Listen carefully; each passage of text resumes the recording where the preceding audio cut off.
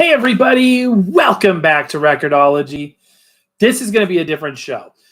So if you are watching the replay, you'll probably appreciate the fact that this is a compressed show, isn't just a rambling show. We have an agenda. Wow, this shirt is very wrinkled looking. It's actually a new shirt, and I was too lazy to.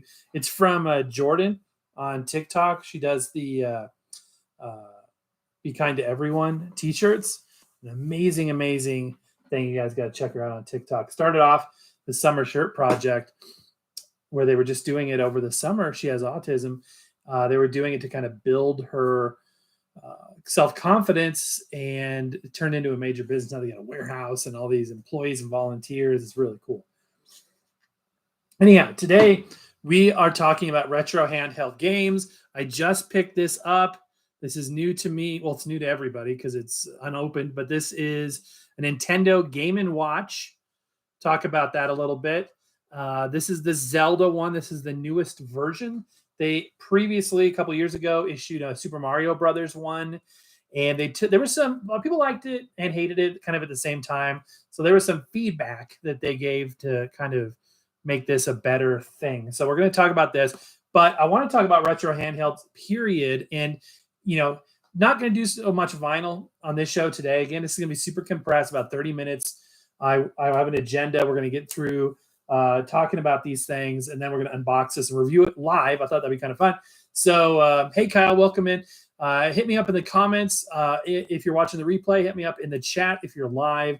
If you're watching the replay, you can also hit the chat replay. We're doing we're recording the chats and all that good stuff. Old radios, enjoyed the Knox videos. Yeah, me too. I wish I could go back. So I am a child of the 80s, and I grew up in this generation where video games were a huge part of my existence as a kid.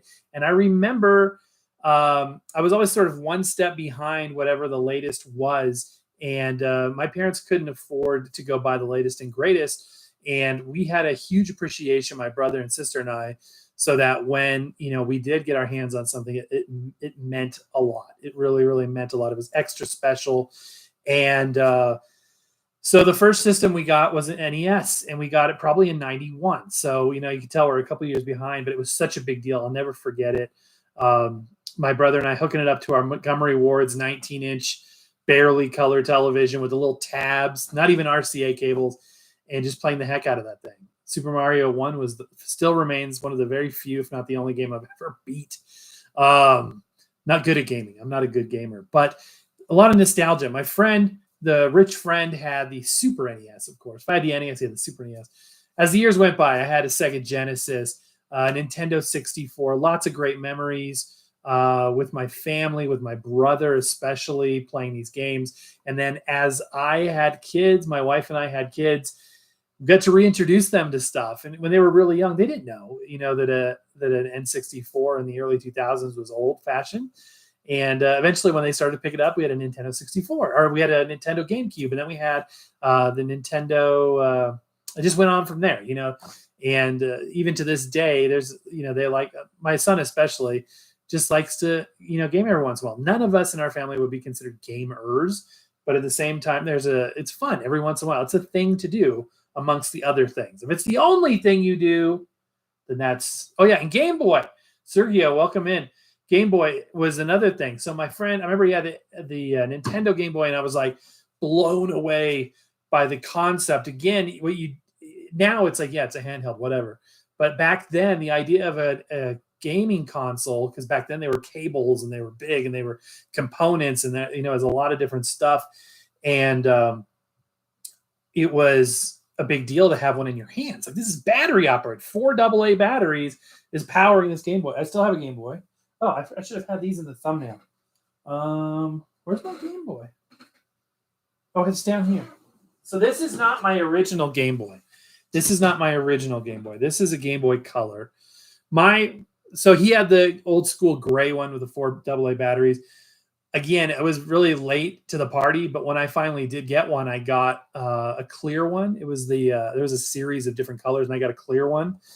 And great memories of spend the nights at my friends' houses, and we just sit there and play Nintendo or and we made this Super Nintendo. I remember kids had a big component sound system, and it was super cool to have the sound of the SNES on these big Technic speakers. I remember that they had, and but then we would play the Game Boy, and it was fun. You know what I mean? It was just fun. We played so much like Motocross Mania, Super Mario Land, and stuff like that. Anyhow, some of this stuff has gone through my, kids owning it. Some of it's disappeared. Some of it, I don't know how I ended up with this color. This is probably one of my brothers. At this point, that it evolved to having only 2 AA batteries, and the Game Boy Color.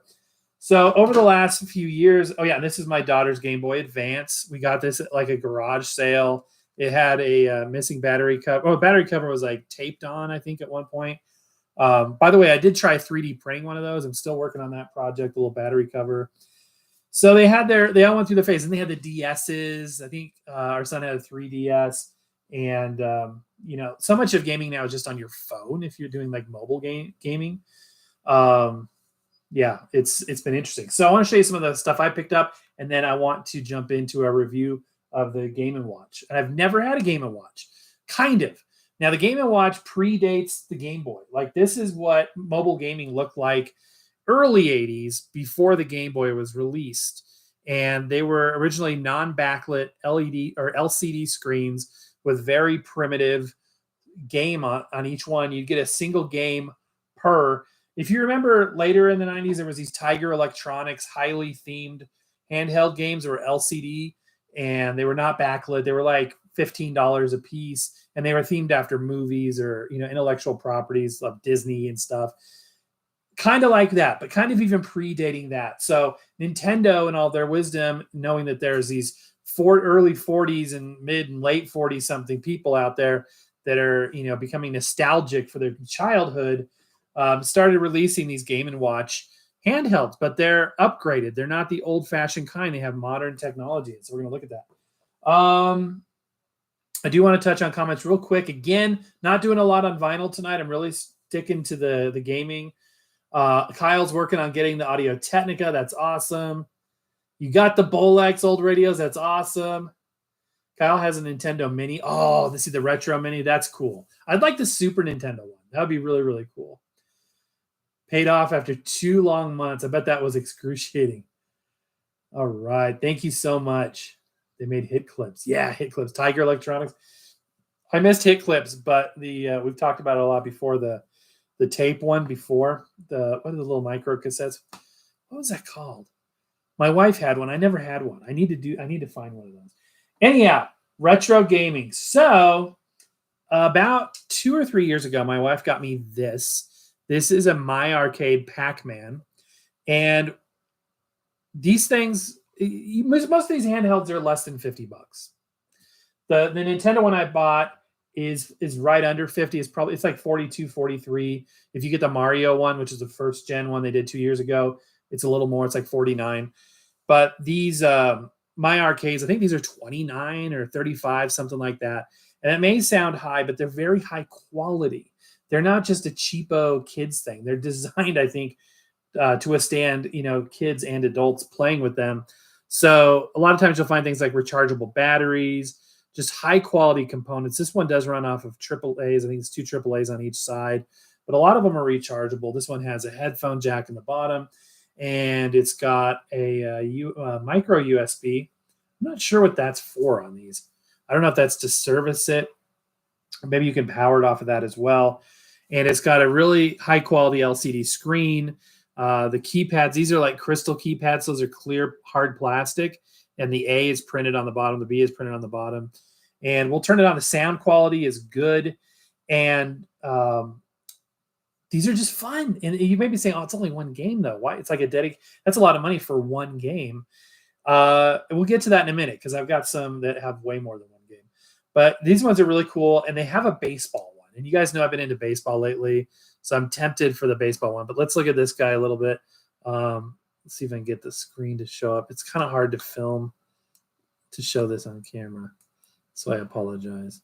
This is Pac-Man. It's got like 4 different versions of Pac-Man. The colors are way better than it looks. Do you guys ever remember playing this kind of Pac-Man? This is really trippy doing this in the mirror, so to speak. But yeah, that's full color. It looks way better in person. But this is so cool. And there's like a Mrs. Pac-Man one. There's a Galaga version of this and that baseball one. And it has like 3 games. There's like 3 different versions of this on there. So that's cool. Because if you want to stick to the old Game Boy, and you can buy cartridges, but it's all secondhand or they're knockoff cartridges and stuff like that. And they're expensive. So I got this thing. This is a Game Boy Color. GB Boy Color, excuse me. Yeah, this is a... We're not going to talk about the licensing or lack thereof, but this is essentially a clone. We'll call it a clone of a Game Boy Color. Its dimensions are similar. I've had this on the show before. It does use real Game Boy games. You can see on the back there, it is not a Nintendo product. It runs off of 2 AA batteries. And it, like I said, compatible. It's got the slot in there. I don't know if the IR thing is real or it's just, whatever, but it's cool. Now, what's really cool about this is it comes preloaded with, in this case, I think like 180 games. And once you get through the startup screen, I really want to see if I can get this come across. I am not good. You can tell I'm not experienced in doing the gaming reviews.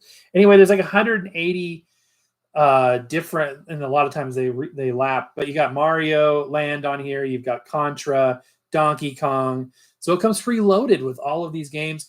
And just like the original Game Boy, it's got the little hotkeys, the secret press keys, so you can change the colors, all the little hidden stuff in there. And I really wanted to get Super Mario Land 2. And I bought this is an official Nintendo cartridge. This is the Japanese version. It happened to be a better price, but it's literally the exact same game. So Super Mario, 6 golden coins.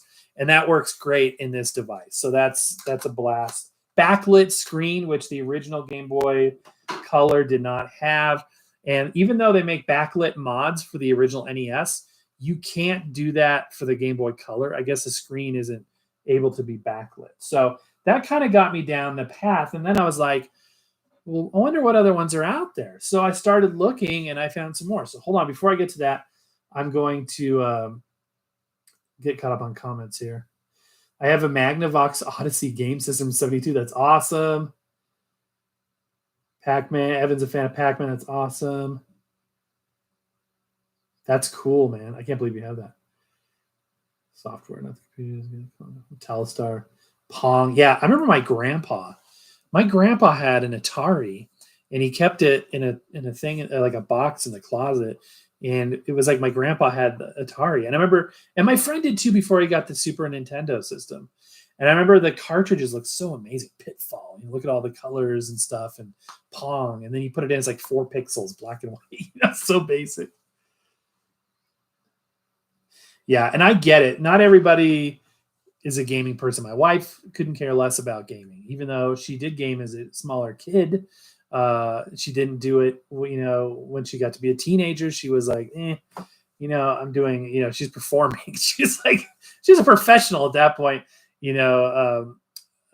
performing and singing and directing and things. And I'm still playing with my toys even to this day. So anyhow, it's a very interesting. Some people just don't care. They grow out of it. They're like, whatever, I don't care. But I haven't grown out of it. That's my problem. So next gaming system I bought, I'm like, how cheap of one can I find that has built-in games? So I found these on eBay, and they're still available. They're eternally available. Some of them have a curved edge. It definitely takes some design cues from the Nintendo. We've got you can see these ridges here have the very Nintendo Game Boy look to them. Keypad layout, and this one does not have a slot. It does have a rechargeable battery. It's like a Nokia style rechargeable battery. You can pop that out, and that's cool having the rechargeable battery. And just charge it up. The screen just dims. It lasts forever. The battery lasts forever. It's got a volume switch or volume knob. The downside to this one, and a little bit the GB Boy Color too, is that the buttons are a little mushy. They're not very crisp, especially this one. I'm not going to bore you with starting this one up because the screen is going to look that great on camera, but this has like 400 NES games in it.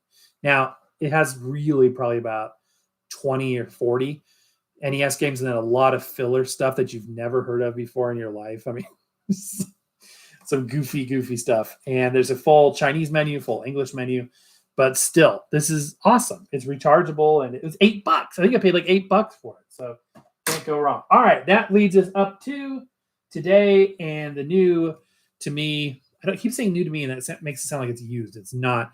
This is the Nintendo Game & Watch. I did have a Mario Game & Watch watch, and it was actually a wristwatch, and it had Super Mario Brothers on it, and it played like Mario Brothers. If you know the difference between Super Mario and Mario Brothers, Mario Brothers was like Donkey Kong. It was a single screen where you just kind of try to get up on these different platforms, whereas Super Mario Brothers is the platformer that we all know and love. And I had the watch, and that was so cool. The thought of having Mario on my watch. You could play it too. You could play it. It was very basic. That was the closest I ever came to Game & Watch. I never had one of the originals. People collect the old school originals. Silver Jacob, welcome in. I am so appreciative. Thank you so very much.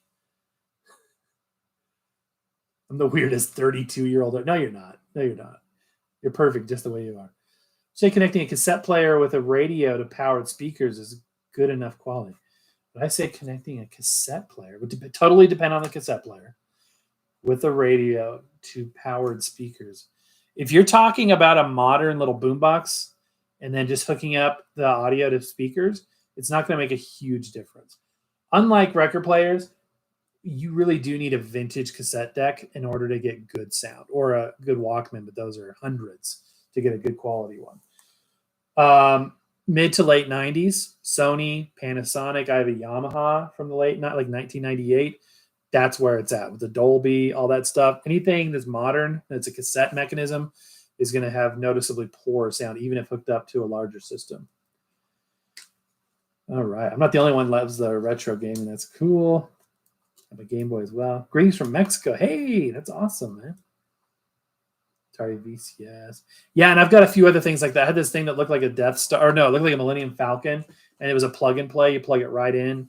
We had, like, maybe 15 years ago, one of the first all-in-one retro Atari systems. Did I ever play Grand Theft Auto Vice City?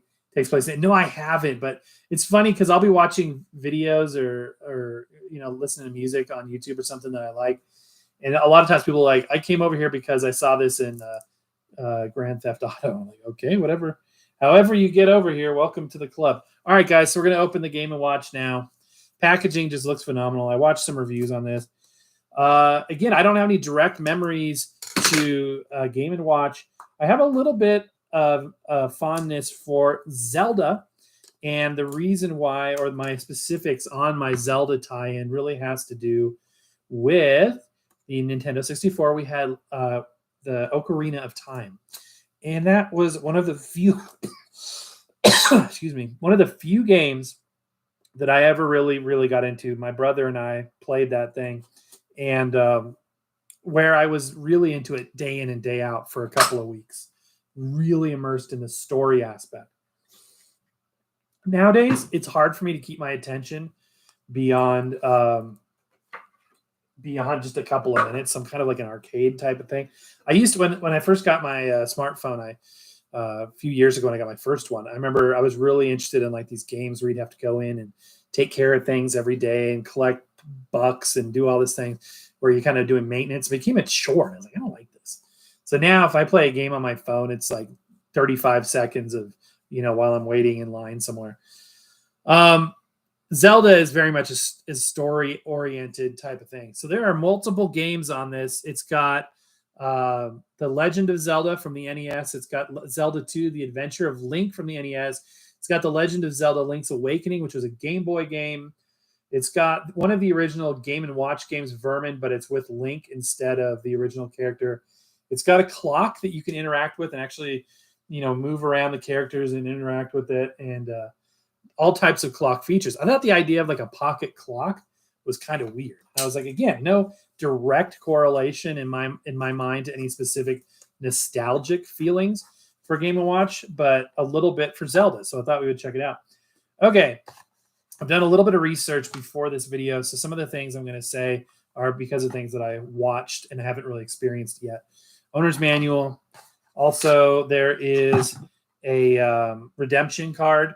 if you want to go in and redeem, there's a code where I'm covering it up for points if you have like a Nintendo account. I think I do, because at one point I had downloaded what did I download? There's a couple iOS games of Mario. A Mario Kart, that's fantastic, and then Super Mario for iOS. And I didn't do the paid version, but you have to log in with an account. So I think I have that. I don't know if that's the same thing I can log in with this, but it's got some points. Do you guys ever smell the box? When I ever get something new, I like smelling the box. New products. I know I'm weird. So, it's just one thing I like doing. I like smelling the box. And when I buy a book, I smell the pages of the book too. I don't know why. Favorite Nintendo game is Kirby. There is a rumor that the next year's, because they kind of do these yearly, that the next version might be Kirby or Metroid or something like that. Okay, so the first thing you see is this weird black box. And if you're a Zelda fan, you're going to recognize that symbol that's going to come into play. And you're going to see on the back that this thing actually folds down into a stand. Apparently, the original Game & Watches had a kickstand on the back, and the Mario Game & Watch that came out previously didn't have the kickstand, and people were upset. They still don't have the kickstand on this, but they have added this little kickstand here, so it kind of allows you to display it. So let's go ahead and open up the accessories that are in the edge of this thing. It does have an internal rechargeable battery, so you get a micro USB-C, and I think that's the only accessory in there. So I can pop this thing open. Let's see if I can actually do this while we're watching me do it without destroying it. That would be awesome. Okay. Got it. I didn't go to college for nothing, you guys. Okay. And pop it down like that. So yeah, now it functions as a little stand. Kind of nifty. People say that that's cool, but it's not good enough. We want a real kickstand. All right, so it comes in like this foam overwrap. Here it goes, big reveal. Let me rotate. Okay, there we go. So the original one had the Famicom color with the kind of maroon. This one replaces that with green. Recognize that? That actually lights up. That's one of the little Easter eggs that this has. Has a pretty good heft to it. It doesn't feel overly cheap. The gold faceplate, which kind of ties in nicely with the Zelda theming, is metal. So that's a metal faceplate. One of the things people said they really like about this is the D-pad has good click to it. So let's feel that. Yeah, it does. It has a snap. Underneath buttons are little membranes, and depending on the quality of the rubber and how worn out it is, but this one, it has good click to it. These are rubber, which it kind of looks like a Game Boy button there, but it's really hearkening back to the Game & Watch devices that had the rubberized buttons. And then these three buttons are game, probably to select the game, time, so you can go to clock mode, pause and set. It does save game states, which was something that people were wanting. The Mario one did not do that. A select to start. That's it. There's another Easter egg here I didn't show you because I opened the wrong end of this. Okay. This little thing here. Just little things like that. Special thanks to you. We're a multi-million-dollar corporation. So let's go ahead and turn it. Okay, so on the side, we've got a power button and the USB-C slot. On the other side, we have a speaker opening. And you may be saying, well, that's going to sound like remember the calculators that could make sound? It was like not much to write home about. However, I watched a YouTube video where they did a teardown on this thing, and there's actually a pretty decent speaker. It's about, maybe 1 inch in diameter, and they have it angled, so it's not flat with the chassis. It's actually at like an angle, and there's a little acoustic chamber that scoops it down and out. So apparently the sound on this is a bit impressive. So yeah, this is cool. I'm getting excited about this. Let me do comments before I turn it on here.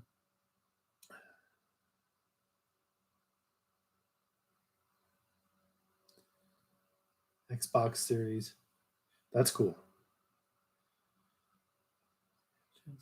Okay, it's connecting a Jensen shoebox cassette player. Yeah, so you are yeah, it's just not gonna sound good, man. It's gonna be a little bit fuller. It's like connecting a ceramic phono cartridge record player to a set of powered speakers, which we did a test on that once. So it's just not gonna be that impressive. So anyway, yeah. All right. I remember watching my cousin sudden banned from watching because I was too young. Yeah, I've heard this is a pretty intense game there. Sometimes I've heard. Okay, here we go. Start. There's no power button. Power button. Man, I wish this would show better. Look at that. That's amazing. Wow. And of course on camera it looks terrible, but in real life it looks fantastic. I wonder, I could turn the lights off, but just take my word for it. It's very colorful. There, that looks a little better. It's very colorful. It's very sharp. The contrast is amazing. Press the time button, okay? And press the time button. I get this. Okay. Now what do I do now? Okay, I need to set the time. Well, that makes sense. Select. What am I doing? I want to set the time. Okay, hello. All right, so I hit pause and set, and it brings up this menu, so you can adjust. Man, that looks so washed out on camera, but it's not. The brightness and the volume. If you keep the brightness down, apparently you can get 8 hours of play time on this. Set the time. Yes, the time is here in the Mile High City, 8:55 p.m. 8. Man, these buttons snap really, really good. All right. So I put the time in there. And so when you walk away from this, if you just walk away without turning it off, which I will never do. Hey, Larry, we're just talking retro handhelds. It will start doing these animations. And apparently there's all sorts of Easter eggs. Like it'll come to life and little surprises will happen. And people have said you can wait around for hours and different surprises will happen. But what's cool is in this mode where it's like a game being played with the clock, I guess what it will do is it will actually allow you to take over at any time and you're controlling those characters. All right, so I hit game, and as you can see up there, kind of, man, I wish this came through better. In order to do this right, I would need a better camera with the lights off. You can pick the game that you want to play. So let's do the original Zelda, and then if you go right or left, you can pick the English or the Chinese edition of that game. And there we go. Let me turn the volume up. I guess I missed my chance to turn the volume up.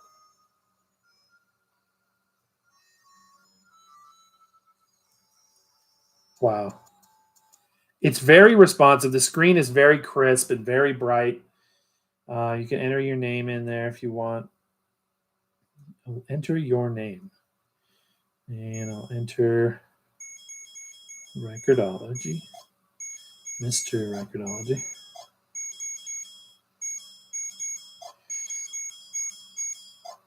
Love these retro sounds. OG. Why? What the heck? Okay, I don't know what that did, but it went over itself. That's okay.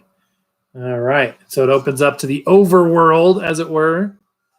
And what's cool about Zelda is it's story driven. So you can go and interact with characters and kind of choose your own adventure. And so, like, there's Link right there. Can you see him? Come on. There he is. So we're going to go over and we're going to go up inside here. And that's going to launch an interaction. So we walk in here and it's going to ask us to make choices. It's dangerous. Go it alone. Take this. So it gives us a sword. And I took that, and now I have possession of the sword, and we're leaving better equipped. All right. So, gosh, come on. Now we can go, like I said, choose your own adventure. I want to go down here. We're in a forest. I want to go down here. And this leads to another area. So there's different choices, different directions I can take, different places I can go, and the story goes on and on from there. So again, yeah, I've got the two NES versions. Do you remember the gold cartridge for the NES? That was like, I didn't have that. I actually didn't have that.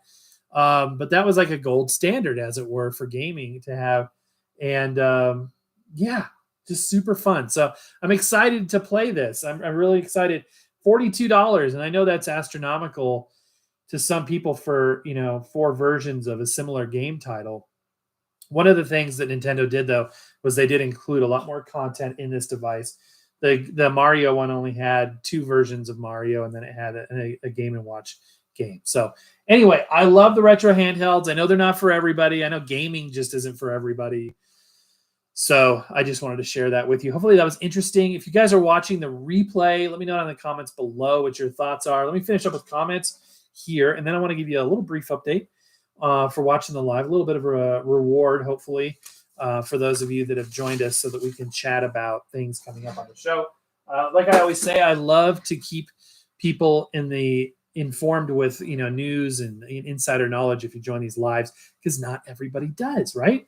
Not everybody does. So let's get caught up on comments, and then I will do that. Okay. Would you prefer the sound quality on a higher quality Sony cassette deck rather than phonograph records? I like them both. I mean, I like the snap, crackle, and pop of a record, although a lot of my records don't have any snap, crackle, and pop because I try to keep them super clean. But if they do, I'm okay with that. I don't mind. I mean, some are just so old that the snap, crackle, and pop isn't from dirt. It's just from vinyl that's becoming brittle and cracked, and microline cracks and things. Something that not a lot of people think about. Cassette's completely different. It's a tape hiss thing, and I like an element of tape hiss. It's fun too. It's totally different. Totally different. By the way, I received a couple amazing gifts from you guys today at the post office, and I'm going to be posting a video probably tomorrow, short, just kind of showing what they were and thanking the 2 people that sent those in. Always a treat to receive surprises in the mail like that. Let's see. Nakamichi makes the best cassette decks, but they're pricey. Yeah, and I passed up a DR2 Nakamichi. It just wasn't. Some days you get just not in the mood for something, and I was that day. I was at a thrift store, came across a Nakamichi DR2 from the early '80s. It had blood on it. I was like, that's so gross, and it wasn't in a nice part of town. So I just wasn't in the mood for it. And what was I going to say? It was $15. It was $15. It was also the silver, not the silver, it's kind of like a off-white one, and I wanted the black one. I like black electronics. I regret that decision. That being said, I've never heard a better cassette deck than my Yamaha Natural Sound. If you ever see anything Natural Sound, go for it, because Yamaha, they make musical instruments and like pianos and things and keyboard. They tune their playback devices, whether it be receivers, I know vinylized. By the way, I've commented on a couple of his videos recently. Maybe I try to play it neutral, but I couldn't resist on a couple of his videos recently. I had to say something. But he has a Yamaha Natural Sound receiver that he uses in his main setup. But if you see anything Yamaha Natural Sound, get it. They tune it differently. It sounds differently. It sounds natural. It sounds phenomenal. So my Yamaha Natural Sound, I have the KX390 right here. And I was just listening to it today. Somebody sent me a mixtape. It was one of the things I received. And it was fantastic. Absolutely. I only play DCCs on my DCC machine and analog tapes. Can I play records? Yeah, right? Hi, I hear the beeping. You hear beeping. Was it from the game? Did you ever own a Shure phono cartridge? And would you prefer an Audio-Technica cartridge? The only Shure cartridge I've got is I think it's an M44, and I've got it on my my not a BSR changer. What is that thing? I always want to say Gerard, but it's not. Or Gerard, excuse me. Boy, I learned that the hard way. Don't say Gerard. What is it? Glenburn. On my Glenburn changer, I've got a new old stock M44. It sounds fine. Audio-Technicas always sound neutral. I haven't listened to the Shure enough to say what it sounds like. So without listening better, I would say they're similar. Maybe the Shure is a tiny bit warmer. Anthony says, do you prefer listening to a standard audio CD rather than 24-bit Apple Music? I like physical media, so I like an audio CD. However, the lossless stuff on Apple is phenomenal and truly an audio treat. especially the spatial, the Dolby Atmos stuff they've got there. It's lossless, guys. There's no reason to deride streaming, except for we like to play with physical media. But the sound quality is no longer an argument when it comes to streaming. No longer an argument. Hey, Dexter64. So yeah, just wrapping up some comments here. We did the review on the handhelds just a minute ago. Stanton cartridge. Yeah, I know. My friend Fardermark loves Stanton cartridges. Only gaming system has a Gameboy. Yep. Wasn't into Zelda. And I wasn't either that much until the Nintendo 64, and I really enjoyed Link's Awakening, or not Link's Awakening, Ocarina of Time, which is fantastic. Got a pile of 78s and one blue Columbia sticker label. Awesome. When I buy an Audio Technica, should I get a few extra needles? No, don't. You don't need a few extra needles. Kyle, they last years. So don't. Now you can buy if you get an Audio Technica that has a 3600L phono cartridge, that cartridge you can buy it any day of the week on Amazon, eBay for, $10-12. You can buy them for more if you want them that very moment in stores. Like I've seen them popping up at FHE. I've seen them at, I think you can get them at Best Buy. You can get them at Walmart. So you don't need to buy a bunch of needles. Needles last years. They last years, even with frequent playing. Do I have Time Life records? Yes, we've done some shows on that. Absolutely. I have an RCA Victor LM 2009 record. That's cool. Beeping from the game. Do you still hear it? It should be off. I mean, the beeping was probably the sound. I mean, that's probably what it was. All right. Okay, you guys. If you haven't checked out the tour I did at Knox, check those videos out from last week. You will be blown away. I know the ones of you that have, you've really enjoyed it. So that is fun. We'll be back with more record theme shows. Just wanted to deviate a little bit tonight only. We'll be back tomorrow. I know I've been posting a lot of shorts. I'm going to try to avoid that and get back on track with full-length videos, reviews, record players stuff. Thank you for hanging with me and bearing with me as I tickle this itch, as somebody once said, of interest as they deviate in my very sporadic way. I appreciate you guys being there. As always, insider knowledge, just want to let you know that we have not decided if we're going to be doing Vlogmas this year. If you're interested, if you enjoyed those in years previous, let us know. The more people that say, hey, I want Vlogmas, I'm interested in Vlogmas, the more likely it is that we'll do it. It's a lot of work, a lot of cost, but we do a nightly show all the way through Christmas in December, kind of like we're trying to do this month for October, Vlogtober. And it culminates with us giving away record players getting tired. I need to go to bed. I have to be up early tomorrow too. Last year, we gave away probably 8 or 10 record players, sound systems, free of charge to our listeners. We did a contest. Every year we do a contest. And so we want more people to watch and listen, all that good stuff. No snipers or bidding wars at Knox. Yeah, you got that right. And it's an interesting process, right? Really, really is. Vlogmas. Yes, Larry's a vote for that. Absolutely. My friends, thank you so much. Again, this was a short one tonight. And if you're watching the replay, thank you for watching as well. And appreciate you guys humoring me. Every once in a while, I deviate from the record players. And this was one of those nights. I'm all for Vlogmas, but and that's what can we handle? It is a lot of work. It is a lot. You start off strong, and about halfway through the month, you're like, oh my gosh, what are we going to do? It's a lot of work. Last question of the night. Would I prefer the Digit Now M405 over the Audio Technica LPs? No, never, no way. And I know it has a removable thing, but Audio Technica LP60, even with the fixed head shell, is the way you got to go. More records, store videos, longer than shorts. I know I need to step off from the shorts. I apologize. I got a couple in the can. I got to push out tomorrow, and then we're back to long form. I commit to you now. I am committed, and I got to stick to it now because I've told you guys in this live, we're going to do long form. We're going to back off the shorts. So there it is. My friends, I need to try to get some sleep. I have a 6:30 a.m. meeting, which isn't the earliest meeting I've had in the last week, but it's early enough that I want to get in bed a little bit. It's a little after 9 here in the Mile High City.